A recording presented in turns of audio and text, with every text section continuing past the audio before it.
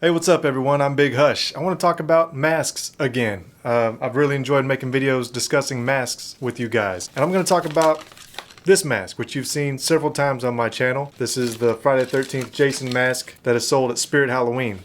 Well, it's one of them anyway, but it's the one I always give a makeover to every year. Because I realized that I've given this mask a makeover every year for 4 years, and in none of the videos do I explain why I think it needs a makeover or an improvement to begin with.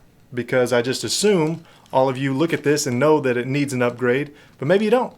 Maybe you've never even seen the film that it's based on to know why this doesn't look very accurate to what it's supposed to be. Let's talk about that. What is the difference between this and the mask that it's supposed to be, or what I'm pretty sure it's intended to be? Now, I don't know about you, but I'm 99% sure that this mask is based on the 2009 remake Friday the 13th film. I'll let you see a shot of the actual mask from the movie, but what I'm going to use for this video for comparison is the remake mask that I made myself, which is obviously not from the film, didn't come from the set, but I think it's close enough for us to do a comparison. Right off the bat, we notice how much dirtier and grimier and roughed up and aged the real mask is. Obviously, they're kind of lacking that here. They did this little minor attempt at dirt with whatever this kind of brown coloration is, this aging effect they put on it. And I know they're cranking these things out by the hundreds per minute probably, so they don't have time to really get detailed and make it look nice and dirty and grimy. But this is just a pretty weak attempt at making the mask look aged. So right off the bat, that's the first thing that stands out to me.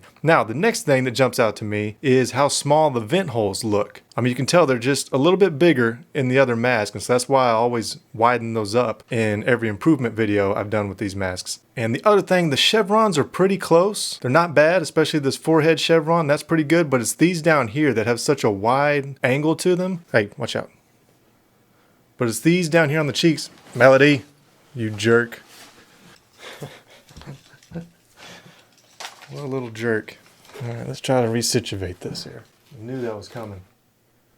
She was eyeballing these masks way too close. Anyway, I was discussing these chevrons down here. You can see that these chevrons take kind of a crazy angle there towards the bottom. They should be a little more flattened than that. Now, what else is a very obvious difference? The straps. The straps fasten to the outside on the mask that this is intended to be. Here, the straps fasten to the back. So that's another difference that we need to fix. Also, speaking of straps, the snap buttons for the jaw need to be out here. We don't have those on the Spirit Halloween mask. And the last thing is the shape of the head. In this shot you can't really tell, but this mask is a bit more rounded, and this one's got this squarish look to the forehead. That's why I always round this off in the improvement videos that I've done. I always round off that part because it just looks too, I don't know, too giant foreheady. It looks like my forehead in the form of a mask, so I can't stand the way that looks, so I always round that off myself. Again, this mask did not come from the film set for the Friday the 13th 2009 remake. I'll put the thumbnail of the actual movie mask over this so you can see the for real mask compared to the Spirit Halloween Friday the 13th mask.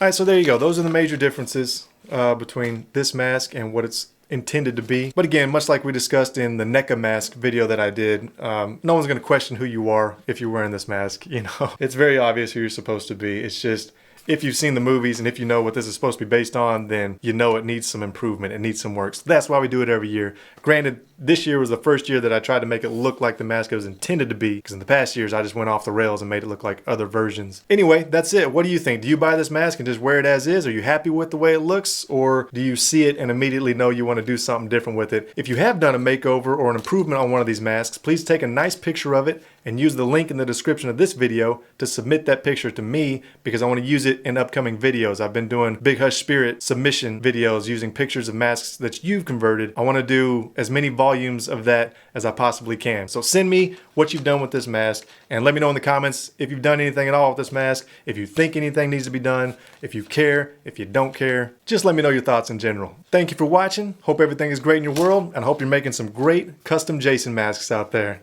Catch you in the next video. Peace. You jerk.